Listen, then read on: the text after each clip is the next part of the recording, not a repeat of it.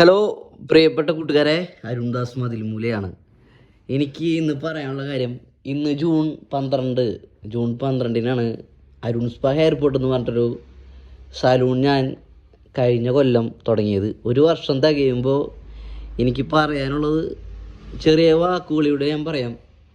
കൂടാതെ എൻ്റെ അരുൺ സ്പാ ഇങ്ങനെ രൂപീകരിച്ച ചെറിയ ചെറിയ ഭാഗങ്ങൾ ഞാൻ എടുത്തു വെച്ചിട്ട് അതൊക്കെ വെച്ചൊരു വീഡിയോ ഞാൻ നിങ്ങൾക്ക് മുന്നിലേക്ക് വെറുതെ പോസ്റ്റ് ചെയ്യണം. അപ്പോൾ എല്ലാവരും ഒന്ന് സപ്പോർട്ട് ചെയ്യാം. എനിക്ക് ആദ്യമായിട്ട് പറയാനുള്ളത്, ശരിക്കും പറഞ്ഞാൽ എൻ്റെ പാഷൻ ചെണ്ടമേളം, പാട്ട്, അങ്ങനെ കുറേ കാര്യങ്ങൾ, നാടൻ പാട്ടിനെ കൊട്ടുക, ഓരോ പാട്ടുകൾ എഴുതുക, ഇതുപോലുള്ള പാട്ടുകളാണ് എൻ്റെ ഒരു പാഷൻ്റെ പുറകെ പോകുന്നു. സീസണാകുമ്പോൾ മേളത്തിന് പോവും, നാടൻ പാട്ടുകൾക്ക് പോവും, പിന്നെ ഷോപ്പിൽ ഇങ്ങനെ വർക്കിലാണ്ടിരിക്കുമ്പോൾ ഓരോന്നിങ്ങനെ എഴുതാൻ ശ്രമിക്കും. അപ്പോൾ എഴുതാനായിട്ട് ഒരുപാട് വിദ്യാഭ്യാസമോ അല്ലെങ്കിൽ ഒരുപാട് അറിവൊന്നും എനിക്കില്ല. നമ്മളെ മനസ്സിൽ വരുന്ന കുറേ കാര്യങ്ങൾ നമ്മൾ എഴുതിയിടുന്നു. അപ്പോൾ സീസണിൽ കൊട്ടാൻ പോകുമ്പോൾ ഈ ഷോപ്പ് അടച്ചിടേണ്ടി വന്നു കുറച്ചൊക്കെ. പിന്നെ എനിക്ക് തോന്നിയ ഒരു സ്റ്റാഫിനെ വെക്കാം. അങ്ങനെ സ്റ്റാഫിന് ഒരാളെ നമ്മൾ വെച്ചു. പക്ഷേ ആളും ഈ പറയുന്ന പോലെ തുറക്കാതിരിക്കുന്നു, വിളിച്ചാൽ വരാതിരിക്കുന്നു, അങ്ങനെയൊക്കെ ആയിപ്പോയി. അപ്പോൾ വിളിച്ചാൽ ഫോൺ എടുക്കണില്ല, അങ്ങനെയൊക്കെ ഒരു സ്റ്റാഫായിപ്പോയി. അപ്പോൾ കറക്റ്റായിട്ട് കട തുറക്കാൻ പറ്റിയില്ല സീസണായപ്പോഴേ. അപ്പം ഞാനപ്പോൾ കൊട്ടില്ലാത്തപ്പോൾ കട തുറക്കും, അച്ഛന് തിരക്കുള്ളപ്പോൾ അച്ഛൻ്റെ കൂടെ കൊട്ടാൻ പോവും. അങ്ങനെയൊക്കെ പോയി തട്ടിയും മുട്ടിയും ഷോപ്പ് ഇങ്ങനെ കൊണ്ടുപോയി. എന്നാലും ഞാനിപ്പോൾ ഷോപ്പ് സ്ഥിരമായിട്ട് ഇപ്പോൾ തുറക്കുന്നുണ്ട്. എനിക്ക് പുണ്ണി ജനിച്ചപ്പോൾ കുറച്ച് ദിവസം അടച്ചിട്ടു.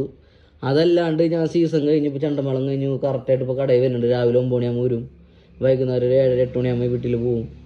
ആ ഒരു സെറ്റപ്പിൽ ഇപ്പോൾ തുറക്കുന്നുണ്ട്. അപ്പോൾ നമ്മളെ സ്ഥിരമായിട്ട് വീട്ടിൽ നമ്മുടെ കൂട്ടുകാരന്മാരും, നമ്മുടെ വളവനങ്ങാടിയിലെല്ലാവരും, പിന്നെ പുറത്തുനിന്ന് എസംപുരം ഭാഗം, ആ ഭാഗം ഈ ഭാഗം ഒരുപാട് ലോങ്ങിൽ നിന്ന് വരുന്ന ആളുകളുണ്ട്. അവരൊക്കെ ഇപ്പോൾ നമ്മളെ വിളിച്ച് ചോദിക്കും, അവർ എവിടെ തുറന്നുണ്ടെങ്കിൽ അവർ വരുന്നുണ്ട്, സപ്പോർട്ട് ചെയ്യുന്നുണ്ട്. അപ്പോൾ ഈ ഷോപ്പ് തുടങ്ങാനും എൻ്റെ കൂടെ നിൽക്കാനും സപ്പോർട്ട് ചെയ്ത എല്ലാവർക്കും, എൻ്റെ കുടുംബത്തിലെല്ലാവർക്കും, എന്താ പറയുക, എൻ്റെ ഭാര്യ, എൻ്റെ അമ്മ, എൻ്റെ അച്ഛൻ, സഹോദരി, പിന്നെ ഭാര്യയുടെ വീട്ടുകാർ, അമ്മയുടെ വീട്ടുകാർ, അച്ഛൻ്റെ വീട്ടുകാർ, അങ്ങനെ കുടുംബക്കാർ ഒരുപാട് പേര്, സുഹൃത്തുക്കൾ, പിന്നെ ഈ കട എല്ലാ പണിയും, ഇപ്പോൾ പെയിൻറ്റിങ് ആയാലും ഡോറ് ഫിറ്റിങ്സ് ആയാലും ഗ്ലാസ് സീലിങ്, അങ്ങനെ ഒരുപാട് പണി നമ്മൾ ചെയ്തിട്ടുണ്ട്. വയറിങ്, സ്റ്റിക്കർ വർക്ക്, ഇതൊക്കെ നെയിം ബോർഡ്, ഇതൊക്കെ നമ്മൾ ചെയ്ത്.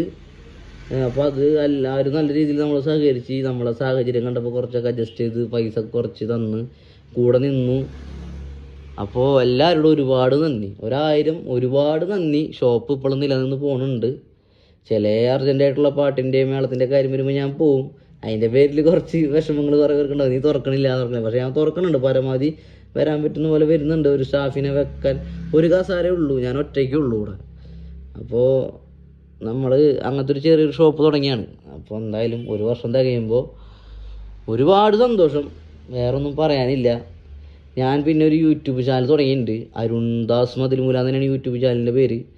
അപ്പോൾ അത് എല്ലാവരും ഒന്ന് സബ്സ്ക്രൈബ് ചെയ്യുക, ഷെയർ ചെയ്യുക. കാര്യങ്ങൾ വ്ളോഗായിട്ട് കുറച്ച് കാര്യങ്ങൾ ചെയ്യണമെന്ന് കുറേ കണ്ടൻറ്റുകൾ ഞാൻ ഇങ്ങനെ മനസ്സിൽ കണ്ടുവച്ചിട്ടുണ്ട്. നമുക്ക് ശ്രമിക്കാം. കുറേ വ്ളോഗ് ചെയ്യണമെന്നുണ്ട്, കുറേ പേരെ സഹായിക്കണം. ചെറിയ സഹായങ്ങൾ ഒരുപാട് പേർക്ക് ചെയ്യണമെന്ന് ആഗ്രഹമുണ്ട്. ഞാൻ ഞാൻ നല്ല നിലയിൽ എന്തായാലും എത്തിക്കഴിഞ്ഞാൽ എൻ്റെ കൂടെ നിന്ന് ഒരാളെ ഞാൻ മറക്കില്ല. നമ്മൾ എന്തായാലും എല്ലാവരെയും സ്നേഹിക്കാനും സഹായിക്കാനും നോക്കുകയുള്ളൂ. അതാണ് നമ്മളുടെ ഒരു മനസ്സ്. ഞാൻ വെറുതെ പറയല്ലേ, എനിക്ക് ഒരാളുടെ വേദന കണ്ടാൽ ഒരുപാട് വിഷമമാണ്, ഒരാളുടെ സന്തോഷം കണ്ടാൽ ഒരുപാട് സന്തോഷം വരും. അങ്ങനത്തെ ഒരു മൈൻഡാണ്. പിന്നെ എൻ്റെ സന്തോഷം എന്ന് വെച്ചിട്ടുണ്ടെങ്കിൽ പാട്ടുകൾ പാടുക, നാടൻ പാട്ടുകൾ എഴുതുക, ഇതൊക്കെയാണ് എൻ്റെ സന്തോഷം.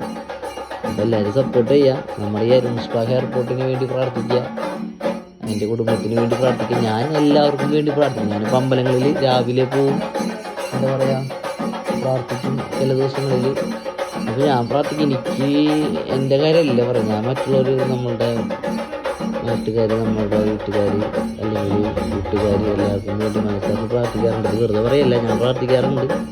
ഞാൻ ഭാര്യനോട് പറയുന്നുണ്ട്, നമുക്ക് വേണ്ടി പ്രാർത്ഥിച്ചാലും നമ്മൾ മറ്റുള്ളവർക്ക് വേണ്ടി നന്നായിട്ട് പ്രാർത്ഥിക്കണം. അത് അമ്പലത്തിനല്ല, നമ്മുടെ വീട്ടിലായാലും ഒരു ആംബുലൻസ് പോണ കണ്ടാൽ പോലും നമ്മളത് ഞാൻ മനസ്സിലാക്കി വിളിക്കണത് അങ്ങനെയൊക്കെയാണ് നമ്മൾ പോണത്. അപ്പോൾ നമ്മളെ കൂടെ ഇത്ര നാളൊന്നും എല്ലാവർക്കും ഒരുപാട് നന്ദി. ഒന്നും കൂടെ നിൽക്കുക, സപ്പോർട്ട് ചെയ്യുക. ഇൻസ്റ്റാഗ്രാമിൽ ഭയങ്കര സപ്പോർട്ടാണ്, യൂട്യൂബ് ചാനൽ തുടങ്ങിയിട്ടുള്ളൂ. അപ്പോൾ ഓക്കെ. അപ്പോൾ അടുത്ത വീഡിയോ നമുക്ക് പിന്നെ വരാം. എല്ലാവരും സബ്സ്ക്രൈബ് ചെയ്യുക.